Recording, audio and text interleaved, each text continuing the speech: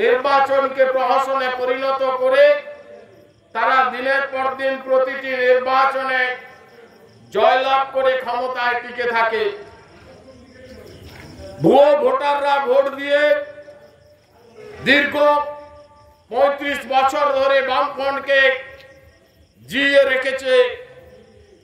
তারই প্রতিবাদে বাংলার মাননীয় মুখ্যমন্ত্রী নির্বাচন কমিশন সহ পশ্চিমবঙ্গ সরকারের কাছে যে আর্জি রেখেছিলেন, নো আইডেন্টিটি নো ভোট, পরিচয় পত্র ছাড়া ভোট দেওয়া যাবে না, সচিত্র পরিচয় পত্রের দাবিতে সেদিন 1993 সালের 21শে জুলাই বাংলার জনগণ নেত্রী মমতা বন্দ্যোপাধ্যায়ের নেতৃত্বে আপসহীন লড়াকু নেত্রীর নেতৃত্বে সেদিন লাখো লাখো মানুষ রাজপথে নেমে মহাকারণ অভিযানে অংশগ্রহণ করেছিল।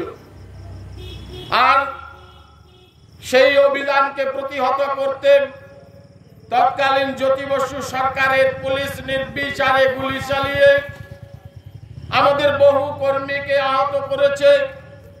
আমাদের নেত্রীর চুলের মুঠি ধরে টানতে টানতে প্রকাশ্য রাজপথে তাকে প্রায় মৃত্যুর পথে ঠেলে দিয়েছিল, তার উপর প্রহার করে।